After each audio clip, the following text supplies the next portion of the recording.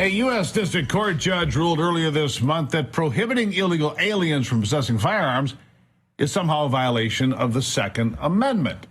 The ruling, issued on March the 8th by Obama-appointed District Judge Sharon Johnson Coleman for the Northern District of Illinois, pertains to the case of an illegal migrant by the name of Heriberto Carbala Flores. Carbala Flores was charged under the Title 18 of the U.S. Criminal Code, which is a measure preventing illegal aliens from having guns. That's right, it's a clear violation of federal law, you see. Since the illegal did not have any criminal history of improper use of a firearm, the court decided that he did not present a danger to the public while exercising his Second Amendment rights, except that an illegal alien doesn't actually have any Second Amendment rights under U.S. law. It's quite clear. Unbelievable, isn't it? Illegal aliens who we don't have any identification for. We don't know who these people are for the most part, what their past is, whether they're criminals. Now she thinks they should be carrying guns on our streets under the Second Amendment. This judge ignored all federal laws to the contrary to say, yeah, that's fine. Strange. Here with me now to discuss is the president of the Crime Prevention Research Center, Dr. John Lott. John, nice to see you again. Look, if you go and look at the form, right, to fill out, one of the questions on the form, are you in the country illegally or unlawfully? That's a background check form to buy any firearm, long gun, handgun, anything. If you answer yes, you're prohibited from having a gun. So what she says here is completely contrary to federal law. What do you make of this? I think it's an Obama judge acting in a very calculated way to try to create problems for interpreting the Second Amendment. She's being too cute by half. Look, criminals can be prevented from being able to go and have guns, and someone who is in the United States illegally is a criminal by any measure. Now, I know the judge wants to go and kind of distinguish between violent felons and people who are not violent, but it's pretty clear here that, as you say, we can't even tell whether this person has a criminal record in their own country or not. And in any case, going back to the beginning of the country, there are rules that have made it illegal for people who are in the country illegal, like a pirate, for example, or an enemy combatant who might not be in uniform.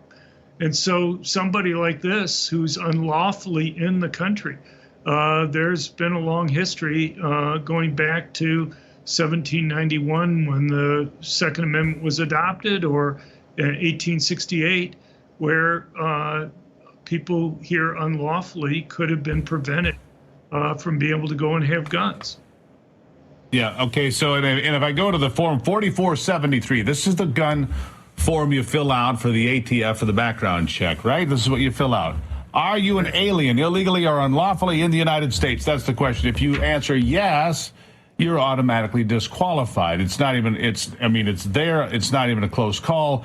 This is all part of the firearms law that goes back to 1968. Furthermore, John, if you're a legal alien in the country, you have to have a state ID with a current address, student work Right. or permanent resident card, and a valid hunting license. If you're a legal alien, this is federal law. If you're a citizen, you don't need this, but if you're a legal alien, you actually have to have a valid hunting license. So this brings me to the idea that all of these states are giving illegals driver's licenses, because I called a couple of gun shops today. I called and said, if they have a driver's license from whatever state and they present it and they answer that question dishonestly, are you in the country legally? Oh, sure, I'm here legally.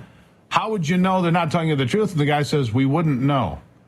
So therefore, it makes a huge, the left likes to talk about loopholes. There's a loophole you can drive a gun truck through. Right.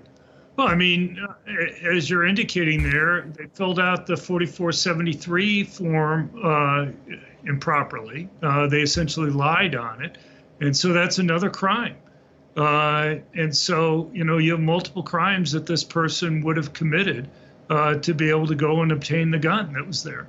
And so the question was, should criminals people who have committed crimes, multiple crimes in this case, be able to be prevented from having a gun or not?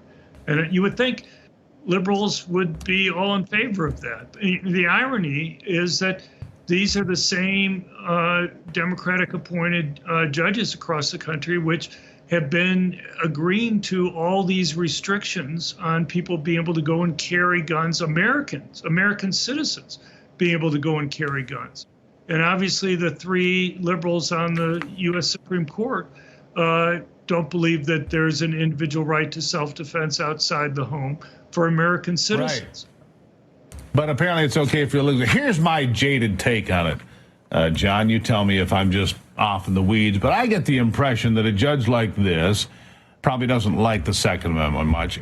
And if she extends the right of illegals to carry guns, then maybe one of these illegals will, pull off a heinous act, conduct something horrible, and then they can say, see, this is why we can't have the Second Amendment, and turn that on the actual citizens of this country. You see, we gave guns to illegals improperly, and now we must get rid of the Second Amendment altogether. That's kind of the way I see this heading. Am I just too jaded or too far in the weeds? No, I think you're exactly right. I think that this judge knows the way conservatives generally would react to people who are criminals like this being able to obtain guns. And so she's trying to use that just even without the additional crime being committed by a particular illegal there, but to use that in order to try to drive a wedge between support for the Second Amendment for Americans and for people who are here legally versus illegal aliens that are here. Yeah. Where do you think this goes? I think this gets thrown out of the next level or somewhere. I mean, this can't stand. The federal law has been there since 1968. It's quite clear. Non-citizens don't have the same constitutional rights as you and I do. Felons don't have the same rights, although I've seen a case recently where they're trying to argue that felons should not be losing their Second Amendment rights. Where does it go? Well, I mean, obviously, if this person lied on the 4473 form, that's a felony that's been committed right there. And so they should be barred if you believe felons should be prevented from owning guns. That's clearly the case there. Look, it depends on whether they get Democratic liberal judges or conservative judges. My guess is if they get liberals there, then you're going to have them playing the same type of games with it that the district court judge has done. And so it's just their way of trying to push a narrative. And you see this across the country. At the end of this, Democrats will have about 70% of the circuit and district court judges in the country. So you have lots of these games being played in many places. They drag their feet on assault weapons bans because they don't want the Supreme Court to act on them. They drag their feet on all these gun-free zones that these liberal judges have been approving because they don't want to issue opinions at the circuit court level that could end up at the Supreme Court. They're hoping gaming it. So in effect, I mean, if you look at this, in effect, the courts, maybe not the Supreme Court, but federal courts have already been packed. John, I have to leave it there today. Dr. John Lott from the Crime Prevention Research Center. Your insight is invaluable on days like today. Thank you. Thank you.